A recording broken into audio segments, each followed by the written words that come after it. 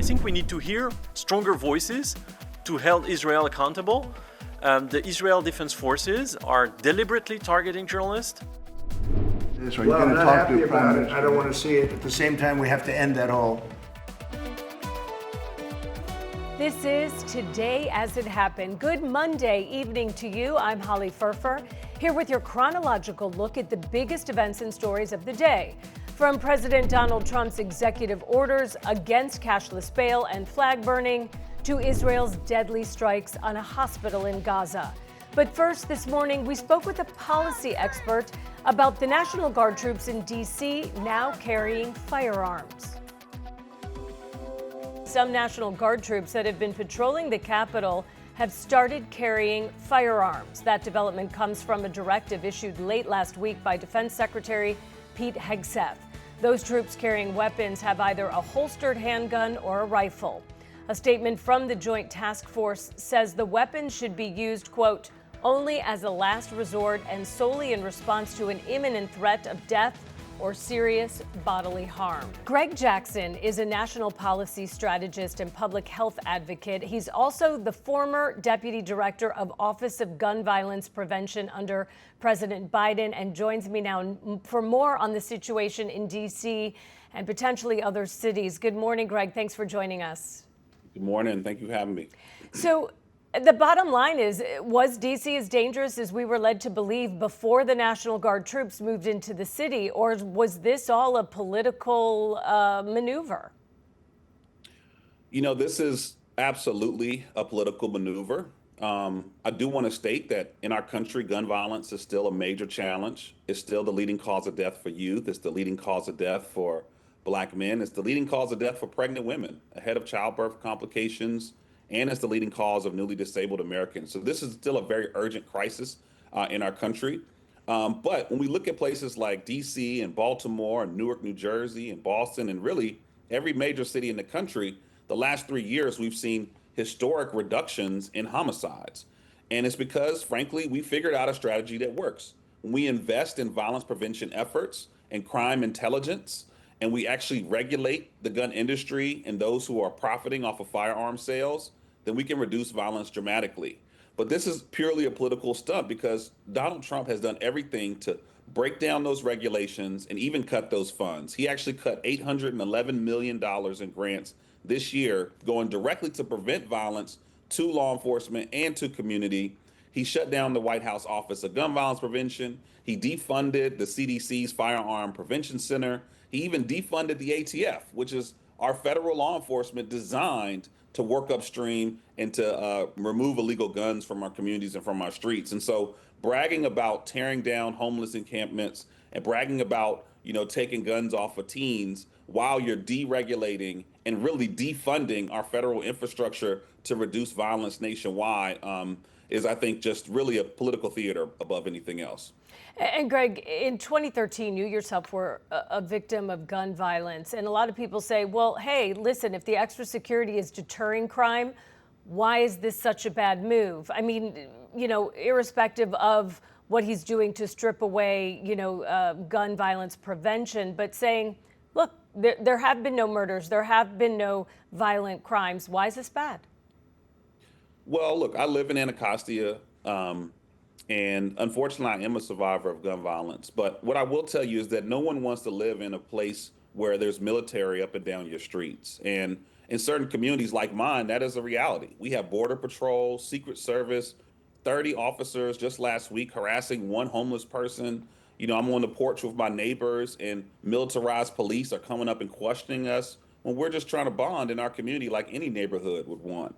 And so scaring people into staying in their homes, watching businesses suffer because folks are afraid to go out to get dinner and get groceries. That's no life that anyone wants to lead, especially when we have a strategy that we know works. When we know that investing in violence prevention works. And we also know that incarceration does not work. We tried that in the 90s. And if incarcerating all the bad guys was the way that we stopped violence, then we would be the safest country in the world. We have the highest incarceration levels in the world. And most of our major cities tried this in the 90s and failed. And so, again, this is not about making us safer. Frankly, when violence was at its highest peak in history was under the first Trump administration, and there was never any innovative ideas. There was never a surge of resources. There was never a surge of National Guard. This is more about taking control over our cities and really reacting to cities that are standing up against him and standing up against his really hard law and order, quote unquote, approach, which we know is really focused on mass incarceration, not keeping our community safer. And so to follow that, what happens when these troops leave a city? They can't be there forever. So do you expect this problem to be solved or just kicked down the road? I think there'll be a parade when they leave because we are anxious to go back to our normal lives of going out to eat, of going to pick up groceries, of letting our kids play in the front lawn, right? To just living a normal life. No one should be walking around in fear. We literally have done over the last week about 30 trainings to teach young teens how to protect themselves when their rights may be violated by law enforcement. So this is not a fun or easy or a celebratory time for anybody in this city. This is literally putting communities, especially Black and brown communities, into a militarized state. And so this is not what we want. We have figured out ways to prevent violence. We're working hard at it. There's an entire ecosystem of law enforcement, of community, of health systems, of even nonprofits that are working together to prevent violence and intervene it. And our community violence intervention leaders are working as hard as they can. Our law enforcement are working as hard as they can. Our hospitals are doing all they can. And right now, for Donald Trump to disrupt, to defund those entire ecosystems. I mean, even DC, he cut our budget by $1 billion, which we think will have a 40% cut on law enforcement directly. So for someone to defund our infrastructure and roll in the troops from West Virginia and Ohio is not something that I think anybody is going to miss.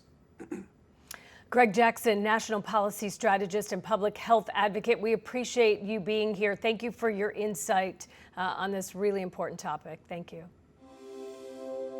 All right, right now, President Trump is in the Oval Office signing executive orders while he's taking questions from reporters. So let's go there now. I made the statement that next should be Chicago because, as you all know, Chicago is a killing field right now. And they don't acknowledge it. And they say, we don't need him, freedom, freedom. He's a dictator, he's a dictator. A lot of people are saying maybe we like a dictator. I don't like a dictator. I'm not a dictator. I'm a man with great common sense and I'm a smart person. All over the country, cashless bail, we're ending it. But we're starting by ending it in DC, and that we have the right to do through federalization. Okay, we'll sign right here, right? Sir. So important. And this isn't Republican, Democrat. This is, and by the way, most Democrats agree with us. But this is just, we got to bring our country back. What the penalty is going to be, if you burn a flag, you get 1 year in jail, no early exits, no nothing. You get 1 year in jail. If you burn a flag, you get, and what it does is incite to riot. I hope they use that language, by the way. Did they? Yeah, incite to riot. And you burn a flag, you get 1 year in jail. You don't get 10 years, you don't get 1 month. You get 1 year in jail, and it goes on your record. And you will see flag burning stopping immediately. Scripps News White House correspondent Haley Bull is covering everything for us. Haley, you were in the Oval Office as the president was taking questions and talking about the most recent executive orders. So what can you tell us about what he signed? Well, Holly, we are certainly following these developments from here on the North Lawn of the White House. And inside the Oval Office, President Trump took executive action directing the creation of a specialized unit, he says, within the National Guard to deal with public order, in addition to directing the hiring of more park police and prosecutors. And this all comes as he is touting federal law enforcement's work here in Washington, D.C., while criticizing Democratic leaders in Baltimore and Chicago, which he suggested his sights are on next, as those state leaders have pushed back and touted progress in their localities against crime. Now, the president in particular criticizing Chicago and Illinois Governor J.B. Pritzker, claiming he would, quote, solve crime in Chicago within a week. Notably, he did not concretely answer whether the administration is actively planning to deploy in Chicago, but noted that they can go anywhere with less than 24 hours notice. Now, Governor Pritzker, as of Saturday, said the state had not received requests or outreach from the federal government asking if they needed assistance, while Chicago Mayor Brandon Johnson called the president's proposal, quote, the most flagrant violation of our Constitution in the 21st century. The city of Chicago does not need a military occupation. The president also railing against Baltimore on Truth Social just ahead of his remarks in the Oval Office, writing, quote, if Westmore needs help, like Gavin Newsom did in LA, I will send in the troops, which is being done in nearby DC, and quickly clean up the crime. Now, this comes after Maryland Governor Wes Moore said he would not authorize the use of Maryland's National Guard for, quote, any mission that isn't mission critical or mission aligned, and invited the president to take what he called a public safety walk there. Now, of course, Holly, since the beginning of August, the president has utilized federal law enforcement here in Washington to push back against crime, and we have frequently heard him tout their work. And according to a White House official, the National Guard is not making arrests at this time, but says they may be armed. Since the start of the operation, the official says more than 910 arrests have been made and 49 homeless camps cleared. Now, of course, a major component of these efforts has been involving undocumented migrants. The White House official says as of Friday night, 93 arrests there, 46 of them were undocumented. So certainly there are a lot of questions about what next steps this administration may take in this regard, as Trump once again puts cities like Baltimore and Chicago in the spotlight amid these efforts, Holly. White House correspondent Haley Bull, thank you for that update. Coming up on Today as It Happened. The Chief of the General Staff has instructed that an inquiry be conducted immediately to understand the circumstances of what happened and how it happened.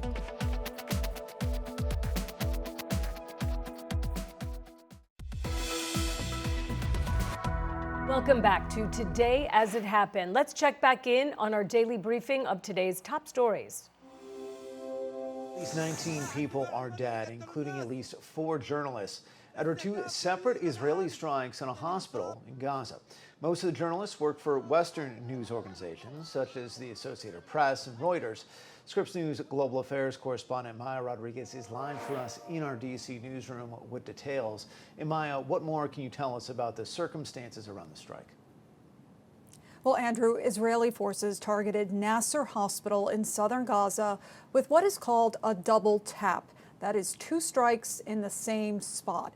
And we want to warn you, the video you are about to see may be hard to watch. So the first strike hit the top of one of the hospital buildings, killing one of the journalists. Then, as rescuers and other journalists rushed to the scene, another Israeli strike hit the same spot and killed them. Among those killed were first responders, as well as now 5 journalists working for the Associated Press, Reuters, and Al Jazeera.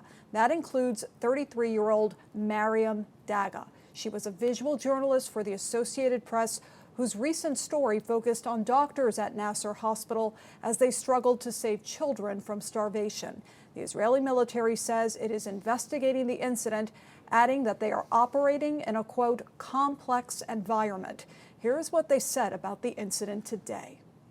The IDF makes every effort to mitigate harm to civilians while ensuring the safety of our troops. We are operating in an extremely complex reality.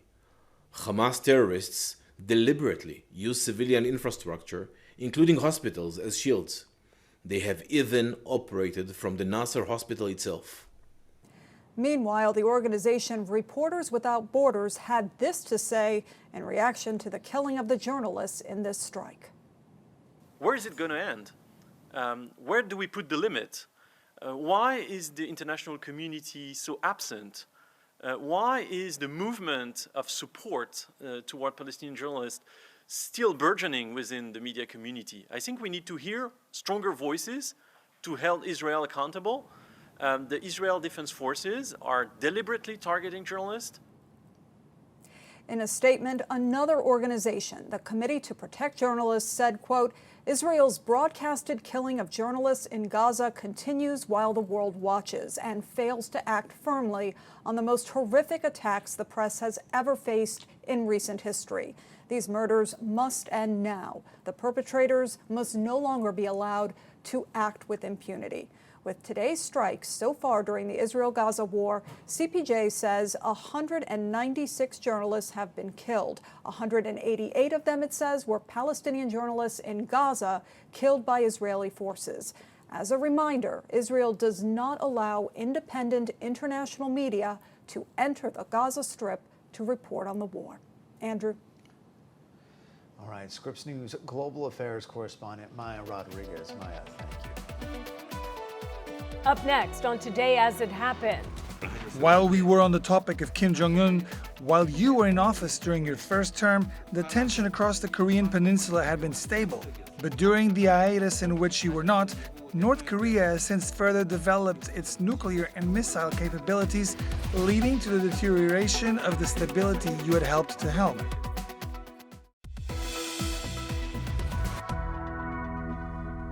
France has summoned the American ambassador, Charles Kushner, to Paris after he wrote a letter to President Emmanuel Macron. And in that letter, Kushner was critical of France's efforts to fight an increase in anti-Semitism. Scripps News international correspondent Ross Cullen explains from Paris.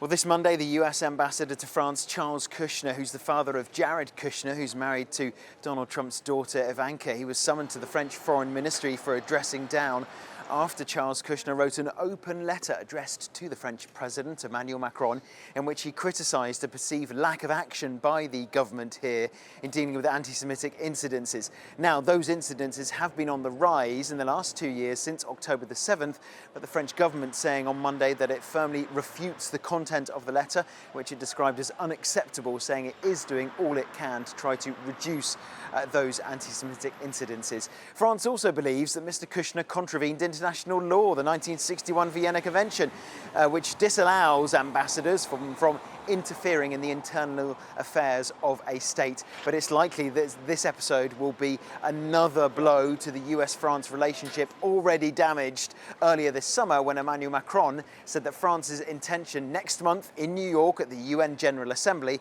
would be to recognize Palestinian statehood, something which upset President Trump. I think you are the first president to put a serious effort forward in achieving world peace and creating lasting accomplishments. Because of this, I hope you will create lasting peace on the Korean Peninsula, which remains one of the only divided countries in the world. I hope you will meet with Kim Jong-un and establish Trump World in North Korea, and you can go play golf there. Well, President Trump has already had a busy start to the week, hosting South Korea's new president after signing a number of executive orders on everything from punishment for flag burning to cashless bail. Let's go out now to Scripps News White House correspondent Haley Bull. She is live for us at the White House. And Haley, we just heard the sort of opening salvo between these two leaders. It comes after the president himself put on social media he had heard reports of a purge or a revolution going on in South Korea, really setting a potentially negative tone for these talks. Tell us about what's at stake between this Trump-Lee meeting this afternoon. Yeah, Andrew, certainly a significant meeting for these two leaders, their first in-person meeting since South Korea's president took office in June. And while there were questions about what tone it would take, what we saw play out was the South Korean leader largely praising President Trump. The leaders in front of the press indicating that they will discuss details of trade, though President Trump did not indicate that he was willing to renegotiate there. Contracting with South Korea on shipbuilding, what has been a big focus for this administration, as that is an area that China has increased capabilities, and on relations with North Korea in particular. And what we saw was South Korea's President Lee appealing to Trump by praising the Oval Office decorations, golf, and stability on the Korean Peninsula during Trump's first term, telling Trump he's the only person who can make progress when it comes to North Korea. Now, Trump said he intended to talk with North Korean leader Kim Jong-un potentially this year, touting his relationship with the dictator. But this meeting, as you mentioned, all was preceded by a Truth Social post from President Trump when he wrote, quote, "What is going on in South Korea? Seems like a purge or a revolution. We can't have that and do business there." Later telling reporters he was referencing church raids and information from U.S. military bases, but didn't know if it was true, saying that he heard it from Intel, who the president recently announced a U.S. stake in, and that he intended to bring this up. Now, Trump has not shied away from the potential for tense moments in the Oval Office with other foreign leaders in front of the press. But in this case, he did address this sitting next to the South Korean leader, but told the South Korean leader he is sure it is a misunderstanding, and joking with him after Lee called it a fact-finding investigation from a special prosecutor that he said wasn't under his control, and denied a search and seizure of information from a U.S. military base. And that is when Trump chimed in, saying he was sure it was a misunderstanding, averting a potentially tense moment there. Now, you'll recall Lee took office after his predecessor was ousted after imposing martial law in South Korea late last year. Now, for Lee's part, South Korea has a major focus on the economic relations. He's also met with business leaders while here in the United States, and is also expected to visit a shipyard in Philadelphia after this. So this is certainly notable, as the trade relationship takes a major focus here as well, in addition to the defense relationship and relations on the larger peninsula. All right, White House correspondent Haley Bull for us. Haley, thank you. We'll be right back to continue our look at the day's top stories. Welcome back to Today As It Happened. I'm Holly Furfer, here with your daily rundown of today's top stories. A network of clinics in Maine that serves low-income patients will not resume getting Medicaid funds. That's after a judge sided with the Trump administration cutting funds to providers that also perform abortions.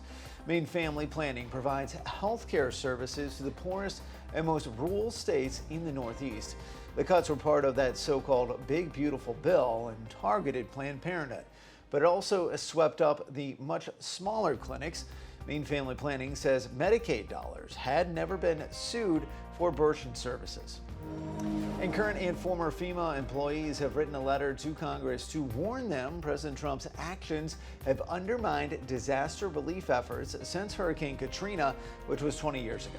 Their letter, Katrina Declaration, criticizes the lack of qualified emergency management experiences among Trump's FEMA appointees, and they raise concerns of plans to cut billions of FEMA grants for community disaster preparedness. The White House has not officially responded, but FEMA's press secretary alluded to the letter as bureaucrats objecting to reforms aimed at reducing inefficiency. And evacuations are underway in wine country as firefighters try to contain the raging picket fire.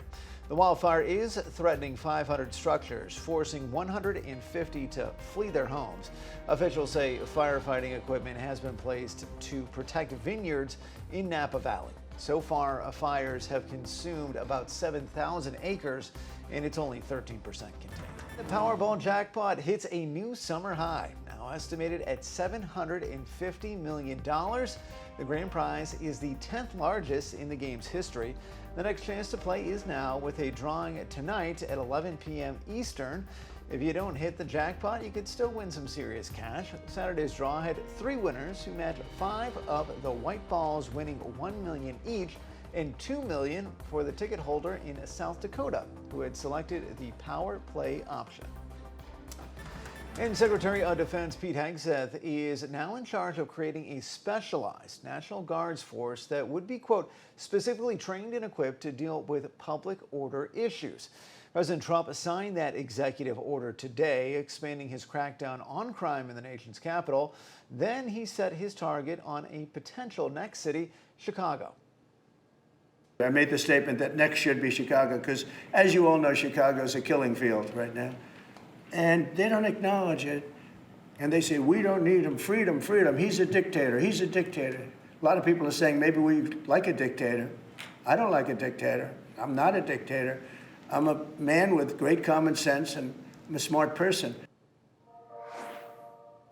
All right, Scripps News senior political correspondent Charles Benson joins us now from Chicago. And Charles, it's good to see you. We understand the Illinois governor, J.B. Pritzker, as well as the mayor of Chicago are going to address the media soon. What can we expect from them? Well, we're going to hear a major pushback. I'm in downtown Chicago right now. You can see it's a picture-perfect day here in downtown Chicago with the skyline behind me as well as the Chicago River where the tourist boats are going up and down. In fact, the Illinois governor arrived here by a water taxi. He has already said over the weekend that this is going to be the backdrop for any pushback on any thoughts or any ideas or any talk about President Trump either activating the National Guard or bringing in active troops to put them on the streets of Chicago. In fact, here's a tweet on social media. Here's what Governor Pritzker said over the weekend, quote, "The safety of the people of Illinois is always my top priority. There is no emergency that warrants the President of the United States federalizing the Illinois National Guard, deploying the National Guard from other states, or sending active duty military within our own borders." He is saying, in essence, that he believes that President Trump is manufacturing a crisis here. We're also going to hear from the mayor of Chicago, Brandon Johnson, who said Chicagoans, quote, "will not bend or cower." He says they are already exploring a number of legal options here for the potential of any what they call, quote, unconstitutional military deployment. So we're also seeing, I think I saw the Illinois U.S. Senator Dick Durbin here. So there's going to be a lot of city leaders, state leaders here pushing back on these comments coming from President Trump out of the White House. Andrew? Yeah, and Charles, so many U.S. cities saw crime surge during COVID and have seen pretty dramatic improvements in more recent years. Is that the case in Chicago? Well, that's what the mayor of Chicago is saying. Look, Chicago has made headlines, national headlines over the years for the number of homicides here. In fact, in 2023 and 2024, they led the nation with the raw numbers of the most homicides. But as a percentage of the city's population, this is the third biggest city in the nation. That number then falls down to in the top 10 or in the top 15. But the mayor here saying over the weekend that this year, when they are looking at the crime numbers, they have seen a 30% drop, a reduction in homicides. They've seen a 35% drop and reduction in robberies, and then they have seen a 40% reduction in shootings. So the mayor's message here is that, look, what they are doing now is having an impact on reducing crime. And it's not the result of just putting or adding more police to the streets. It's a number of issues, including violence interrupters, putting more people in the streets to address crime and address violence on the front end, trying to prevent it from happening. Andrew? And Charles, you know, Chicago has for a number of years now sort of been the symbol of crime for Republicans. It was about almost exactly a year ago when you and I were both in that city for the Democratic National Convention there in 2024. How much has sort of Donald Trump's focus on the city of Chicago played into perhaps some of the comments we heard earlier today when taking into account the fact that you have people like J.B. Pritzker, Wes Moore, Gavin Newsom, these potential 2028 candidates who also find themselves in the epicenter of this crime debate? Well, you just mentioned it right there. These are potential presidential candidates in 2028. So there's the politics of crime happening here as well. But it's interesting, you talk about, you know, last year we were all here for the Democratic National Convention, but Milwaukee was home to the Republican National Convention. And prior to that convention, I had a chance to talk to then candidate Donald Trump, the former president. And when we were talking about crime and how he said he wanted to work with mayors and governors to address crime, he brought up Chicago and again talked about what he sees as an unacceptable level of crime in the city of Chicago. Now, when you talk to the mayor here, when you read the reports, no one here says they've had any communication with the White House about addressing this in a team approach. And if, as the governor is going to say, there's been no request for help, they think they can handle this with the resources and the people they have here on the ground. Andrew? All right, it looks like things are getting underway where you are. We are going to check back with you in a short bit. Scripps News senior political correspondent Charles Benson for us. Charles, thank you. Trump has been planning for quite a while now to deploy armed military personnel to the streets of Chicago. This is exactly the type of overreach that our country's founders warned against. And it's the reason that they established a federal system with a separation of powers built on checks and balances.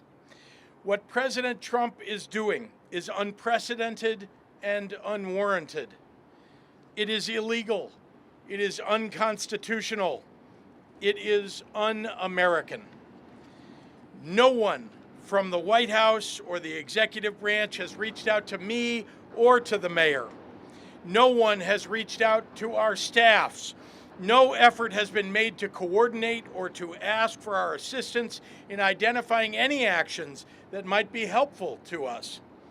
Local law enforcement has not been contacted. We have made no requests for federal intervention, none. We found out what Donald Trump was planning the same way that all of you did. We read a story in the Washington Post. If this was really about fighting crime and making the streets safe, what possible justification could the White House have for planning such an exceptional action without any conversations or consultations with the governor, the mayor, or the police? Let me answer that question. This is not about fighting crime. This is about Donald Trump searching for any justification to deploy the military in a blue city, in a blue state, to try and intimidate his political rivals. This is about the President of the United States and his complicit lackey, Stephen Miller, searching for ways to lay the groundwork to circumvent our democracy, militarize our cities, and end elections. There is no emergency in Chicago that calls for armed military intervention. There is no insurrection. There is no insurrection. Like every major American city in both blue and red states, we deal with crime in Chicago. Indeed, the violent crime rate is worse in red states and red cities. Here in Chicago, our civilian police force and elected leaders work every day to combat crime and to improve public safety. And it's working. Not one person here today will claim we have solved all crime in Chicago, nor can that be said of any major American metro area. But calling the military into a U.S. city to invade our streets and neighborhoods and disrupt the lives of everyday people is an extraordinary action, and it should require extraordinary justification. Look around you right now. Does this look like an emergency? Look at this. Go talk to the people of Chicago who are enjoying a gorgeous afternoon in this city. Ask the families buying ice cream on the Riverwalk. Go see the students who are at the beach after school. Talk to the workers that I just met taking the water taxi to get here. Find a family who's enjoying today sitting on their front porch and ask if they want their neighborhoods turned into a war zone by a wannabe dictator. Ask if they'd like to pass through a checkpoint with unidentified officers in masks while taking their kids to school. Crime is a reality we all face in this country. Public safety has been among our highest priorities since taking office. We have hired more police and given them more funding. We banned assault weapons, ghost guns, bump stocks, and high-capacity magazines. We invested historic amounts into community violence intervention programs. Coming up on Today as It Happened, First, he was mistakenly sent to a mega prison in El Salvador, and now he could be deported to Uganda. Maryland man Kilmar Abrego Garcia is back in ICE custody, and Scripps News legal affairs correspondent Abijoy Burnett has analysis of what could come next as he faces charges for human smuggling. That's after the break.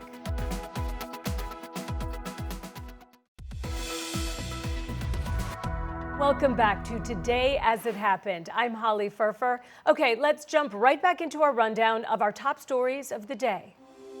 Turning now to the case of Kilmar Abrego Garcia. It took another twist today. He has been at the center of a high-profile immigration issue, and he's now back in federal custody after being released on Friday.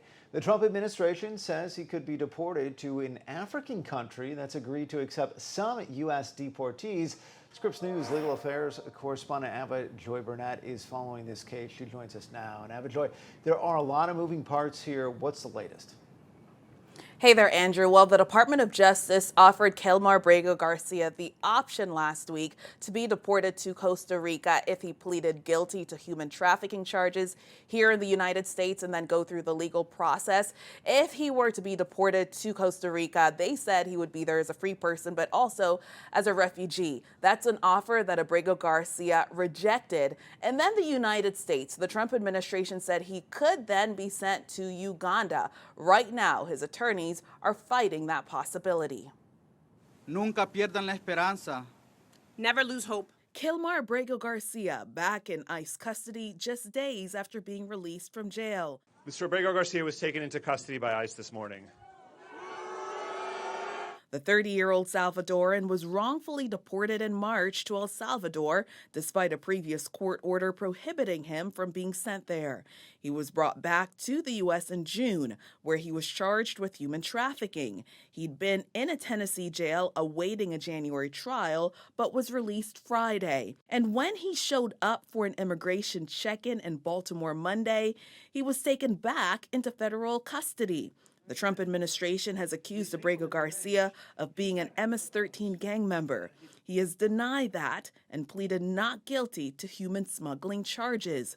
Department of Homeland Security Secretary Kristi Noem said authorities are processing him for deportation. Immigration officials say they plan to deport Abrego Garcia to Uganda. It really is very clear that the government is far more interested in throwing around their weight and demonstrating what they think is their power to do whatever they want, whenever they want, to whoever they want. Lawyers for Abrego Garcia filed a new lawsuit challenging his current confinement and potential deportation until they say he has a fair trial. In May, a Maryland judge ordered that there needs to be a grace period of 2 business days before the government can deport someone so that courts can review their cases.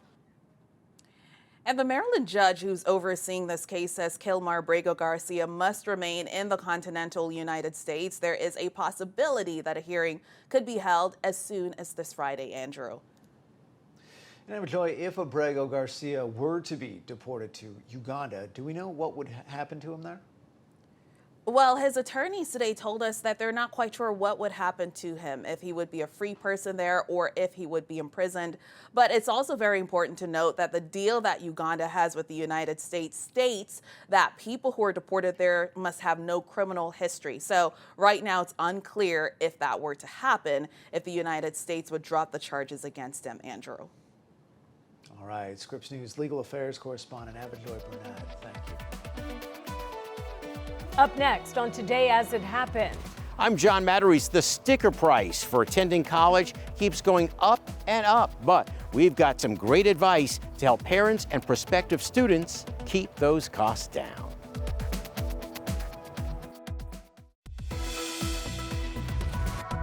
Welcome back to Today As It Happened, Scripps News debrief of our top stories of the day. So let's jump right back in. A few years ago during the pandemic, many colleges and universities froze their tuition, giving students a break. Now, though, most of those freezes have been lifted, and the sticker price for an undergraduate degree has gone up and up again. So we've got advice for parents and prospective students.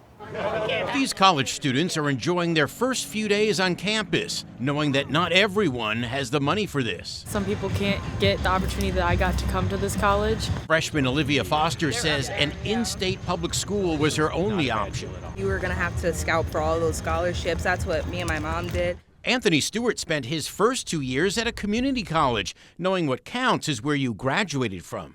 Highly recommend to people all over 2 years and then come to main campus. Mark Hamrick with Bankrate says the high tuition numbers we're seeing are the sticker price, not what students actually pay. His advice? They need to truly do their homework on the cost of education at a given institution, as well as the net cost, meaning what happens after financial aid is granted. Hamrick says the first step is to understand that an elite school isn't appropriate for every student. He advises prospective students look into merit scholarships. Consider private schools offering generous financial aid packages. Seek out work-study and gap year programs where students can earn tuition money. The bottom line, he says, know what the capability is of a given student, and that is informed by the application process, their performance on entrance exams, and I would say, of course, the all-important campus visit. Affording a 4-year undergraduate education isn't an option for many students. Could you afford $20,000 a year tuition? No, probably not. So look at all your options so you don't waste your money. John Matteries, Scripps News Group. These can be ready to go. You just have to pack them and take some time to prepare them. Tracy Rosario tries to get her teen son to eat healthy on a budget. The budget, everything. So if my budget is $150 for lunch for the week, I have to make sure that I'm not going out of my way to spend more money out of that, or the food is not running out to where I have to go spend more money. The former personal trainer says planning ahead and checking for sales at different stores is key to saving on school lunches. I found out that I was saving more money by going to a produce stand than shopping at the other bigger stores. Find ways for them to eat healthy, but stuff that they like. We don't want to give our kids things they don't like, because that's when we really waste money. When her son got a bit older, she changed her strategy. When he was in middle school, I gave him options because, like I stated before, he's being influenced now by what everybody else is eating. So if somebody had a soda, I was like, no, you're not drinking soda, but I will buy something where it's similar, where it's not just water. She says prepping food ahead of time can save money in the long run. For example, if you buy a bag of grapes, it will probably be cheaper than buying a few cases of these fruit thingies.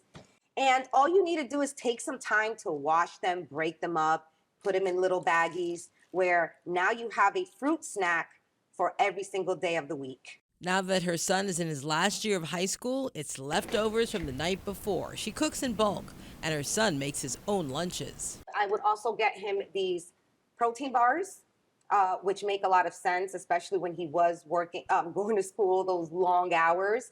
And it hasn't changed, because now that he helps out with the football team, he doesn't get home till 7:30, even 8 o'clock sometimes.